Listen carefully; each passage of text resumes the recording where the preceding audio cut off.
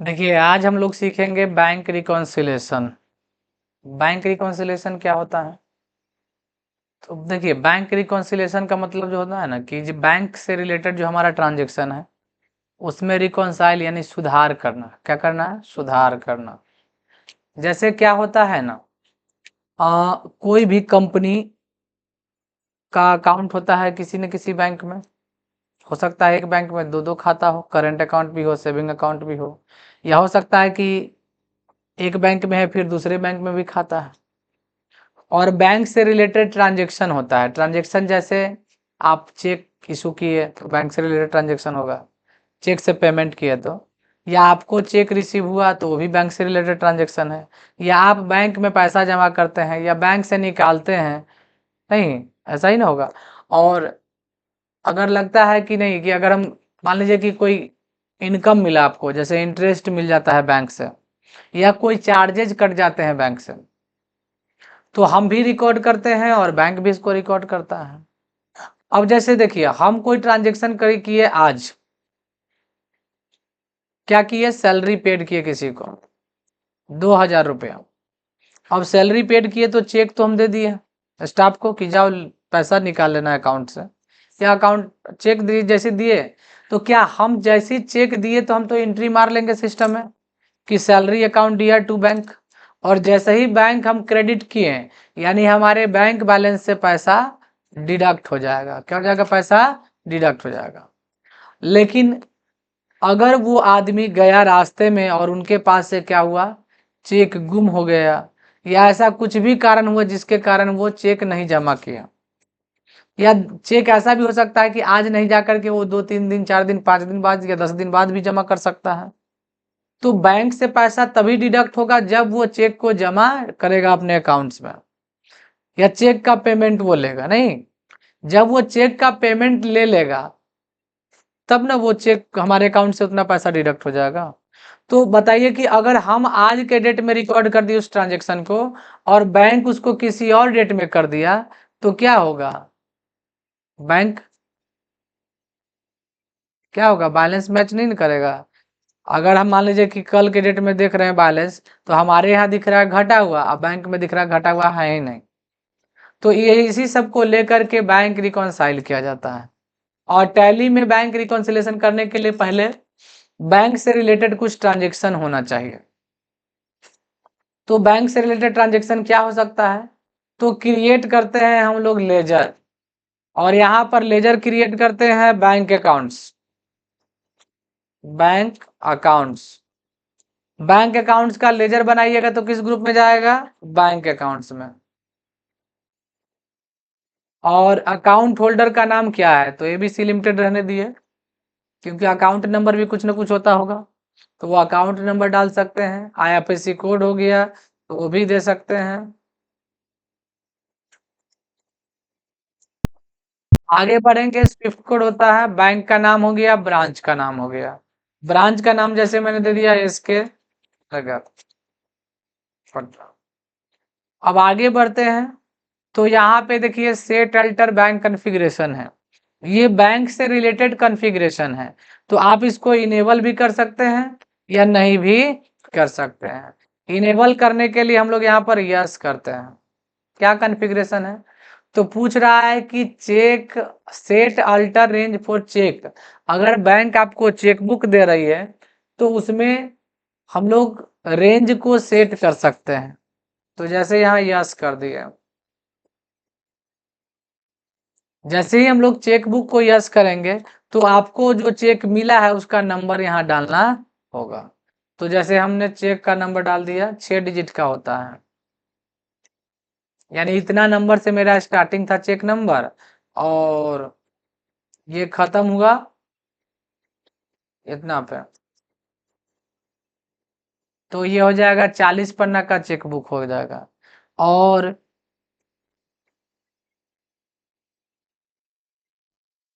अब जैसे हम लोग आगे बढ़ेंगे यहाँ से, तो नंबर ऑफ चेकबुक पूछेगा, सॉरी नेम ऑफ चेकबुक। तो चेकबुक का नाम लिख दिए फर्स्ट, यानी फर्स्ट चेक हो गया मेरा, ठीक है। फिर उसी तरह सेकंड चेक भी मिलेगा तो उस तरह से रिकॉर्ड करते जाएंगे। मान लीजिए उसका 12-15-01 से शुरू है, 12-15 25, यानी 25 पन्ना का ये चेकबुक हो गया, जो मेरा सेकंड चेकबुक है। इसी तरह तीसरा चेकबुक, जब जब चेकबुक मिलेगा इसमें रिकॉर्ड आपको करना पड़ेगा। चेक प्रिंटिंग इनेबल करना है तो वो यस कर सकते हैं। चेक प्रिंटिंग का कॉन्फ़िगरेशन सेट करना है, कि कॉन्फ़िगरेशन का मतलब यहाँ जाइएगा तो सेट करना होगा कि चेक का विड्थ कितना रहना चाहिए, हाइट कितना रहना चाहिए, समझ गए, किधर से लिखा हुआ रहेगा, कहाँ अमाउंट रहेगा, तो ये सब चीज़ इसका जरूरत नहीं है, क्योंकि चेक प्रिंट करके आप यहाँ पे क्या कीजिएगा, क्योंकि चेक तो आपको बैंक देता है, तो हम लोग उसको छोड़ देते हैं, जैसे वैसे चेक प्रिंटिंग भी नन कर सकते। आगे है रिकॉन्साइल बिगिनिंग डेट, यानी रिकॉन्साइल कब से होगा। देखिए आपका बैंक बिजनेस जो स्टार्ट हुआ है वो तो 1 अप्रैल से शो कर रहा है, 25 से, और रिकॉन्साइल किस डेट से कर सकते हो, तो उससे पहले का भी डेट से कर सकते हैं, लेकिन वहां अलाउ करना पड़ता है बैक डेट, समझे। यहाँ पे आपको वो डेट यहाँ पे दे देना है, तो हम लोग बैंक जो बिजनेस का स्टार्टिंग डेट है वही डेट दे दिए।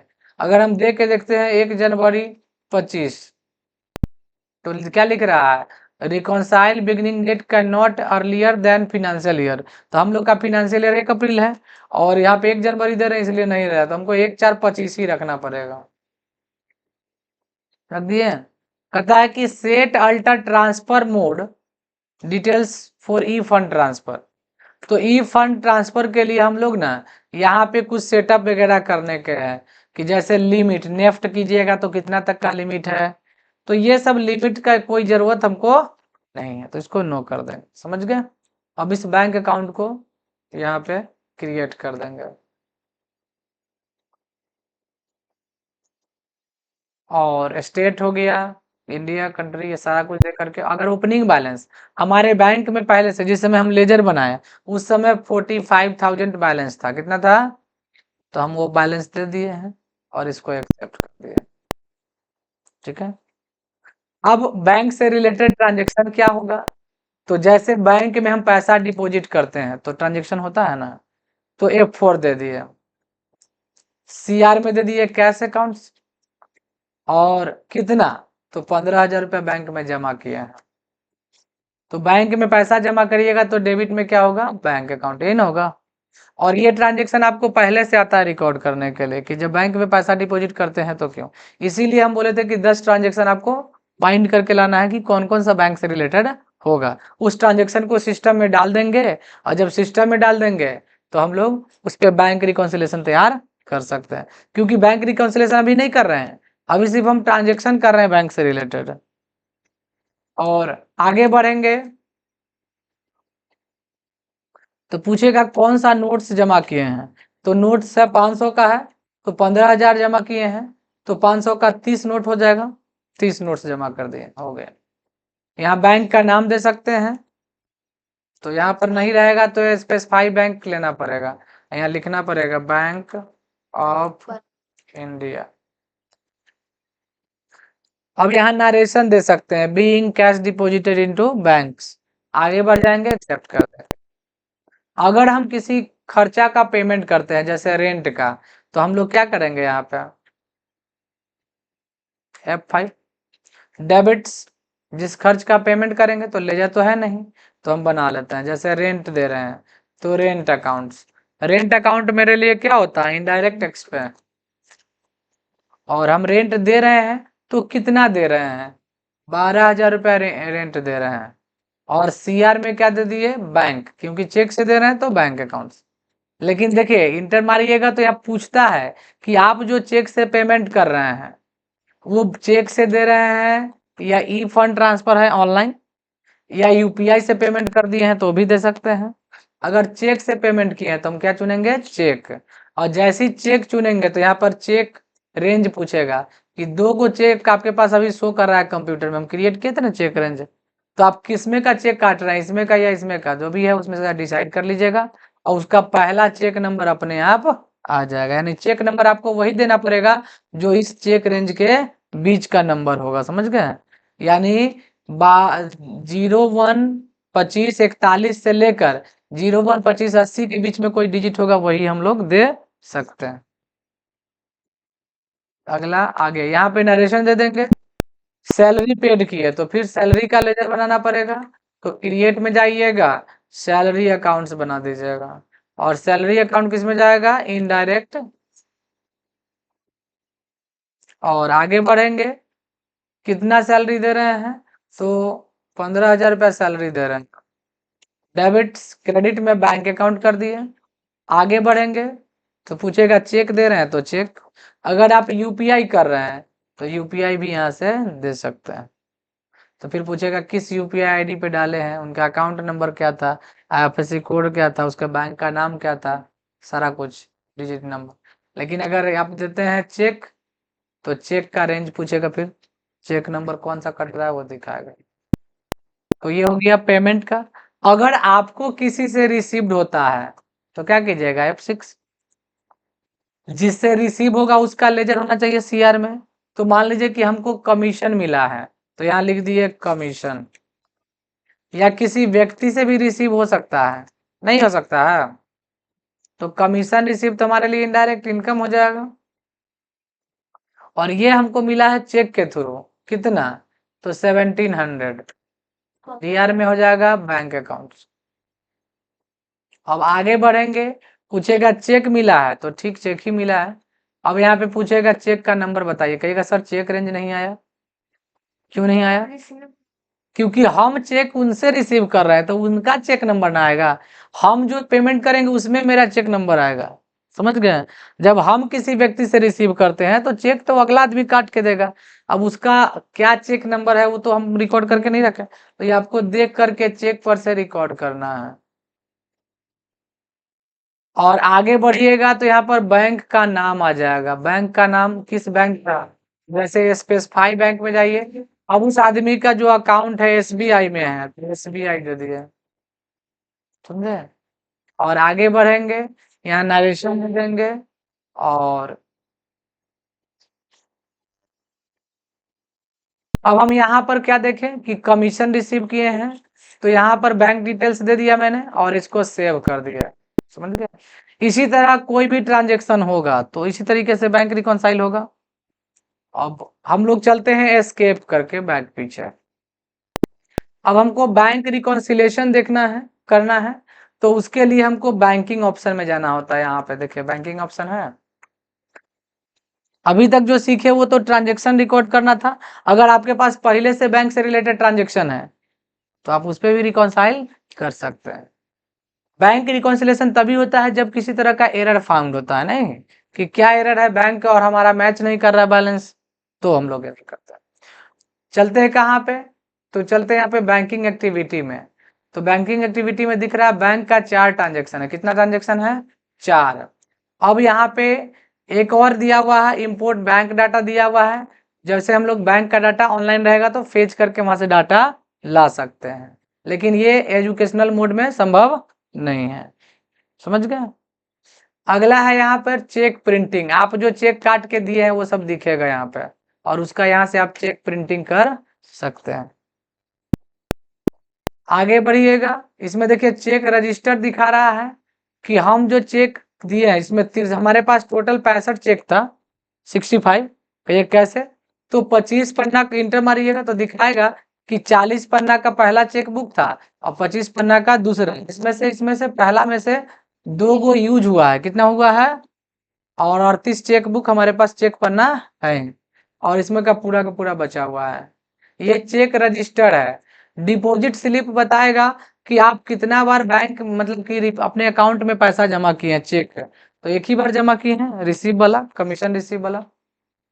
और पेमेंट एडवाइस बताएगा कि आप कितना पेमेंट किए हैं।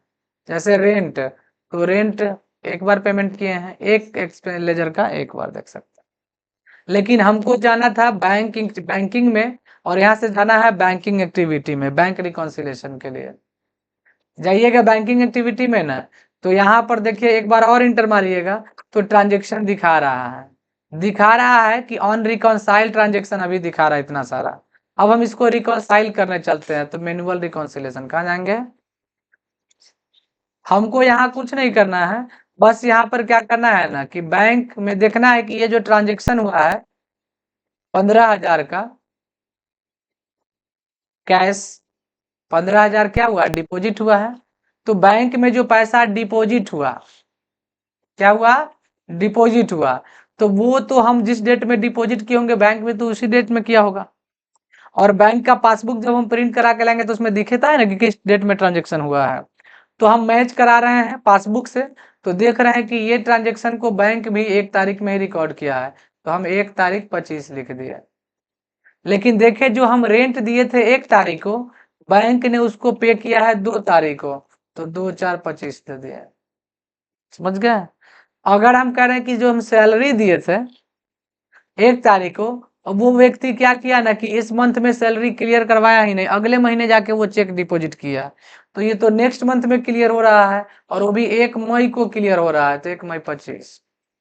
और हम जो कमीशन रिसीव किए ना, तो हम चेक रख दिए थे अचानक, फिर हमको अगला महीना याद आया, तो हम 2 तारीख को चेक क्लियर करवाए, तो हमारे अकाउंट में कितना हो जाएगा 2 तारीख को पैसा, 2 5 25। समझ गए? अब सबको इंटर मार दीजिएगा, एक्सेप्ट कर दीजिएगा, तो रिकॉन्साइल खत्म हो गया। अब जाइएगा मैनुअल रिकॉन्सिलेशन में, तो एक भी ट्रांजेक्शन आपको नहीं दिखेगा। क्यों नहीं दिखेगा? क्योंकि सारा ट्रांजेक्शन रिकॉन्साइल हो चुका है।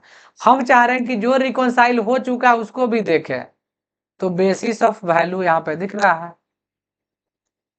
यहाँ पे देखिए इंक्लूड मैनुअल रिकॉन्साइल ट्रांजेक्शन, इसको क्या कर दीजिएगा यस, और इंक्लूड अनरिकॉन्साइल ट्रांजेक्शन, इसको भी क्या कर दीजिएगा यस, कंट्रोल ए। अब दिखने लगा फिर से। लेकिन एक चीज अब यहाँ देखिए, हम रिपोर्ट देखना चाहते हैं। क्या देखना चाहते हैं? तो रिपोर्ट किस डेट में देख रहे हैं? तो F2 दबाइए। तो F2 दबाएं, तो हम 1 तारीख से लेकर और कब तक का रिपोर्ट देख रहे हैं? तो देख रहे हैं 1 मई तक का, 1 मई 25 तक का। 2 भी डाल सकता है। तो हम देख रहे हैं 1 अप्रैल से लेकर के 1 मई 25 तक में। तो बताइए 1 मई से लेकर 1 मई 25 को अगर हम रिपोर्ट देखेंगे, तो मात्र एक ही ऐसा ट्रांजेक्शन है जो बैंक में नहीं होगा, 2 तारीख वाला, ये 1700 का अमाउंट। क्योंकि ये बैंक में 2 तारीख को हुआ, बाकी सारा ट्रांजेक्शन जैसा मेरा है वैसा ही बैंक का है कि नहीं? तो यहाँ देखिए डिफरेंस भी दिखा रहा है 1700 का है। कितना का दिखा रहा है? 1700। दिखा रहा है कि कंपनी कह रहा है कि हमारे पास 34,700 बैलेंस है, क्योंकि 1700 रुपया कमीशन रिसीव का हम एंट्री कर चुके हैं, और बैंक कह रहा है तो हमारे पास आया ही नहीं पैसा, क्योंकि वो तो 2 तारीख को रिकॉर्ड हुआ है। तो ये है बैंक रिकॉन्सिलेशन। ये 33,000 रुपया दिखा रहा है बैंक के अनुसार, इसी का नाम है बैंक रिकॉन्सिलेशन। अभी अगर मान लीजिए कि कोई ट्रांजेक्शन छूट जाए, तो यहाँ से क्रिएट वाउचर का भी ऑप्शन आता है। अगर नहीं आएगा तो ऑल्ट सी दबाने से भी एक, यहाँ नहीं आएगा तो हम लोग बैक चले जाएंगे थोड़ा सा। जो एंट्री यहाँ छूट गया है, मान लीजिए कि बैंक ने इंटरेस्ट दिया और हमने रिकॉर्ड नहीं किया, तो यहाँ पे हम लोग क्या करेंगे, रिकॉर्ड कर लेंगे F6 में जा करके। CR में दे देंगे इंटरेस्ट रिसीव, और DR में बैंक अकाउंट्स। अगर किसी एंट्री का अमाउंट गलत हो गया है, लिखना था 1500 लिख दिए 15,000, तो उसको कहाँ से सुधारिएगा? डेबुक से। समझ में आ गया? और बैंक रिकॉन्सिलेशन खत्म हो गया।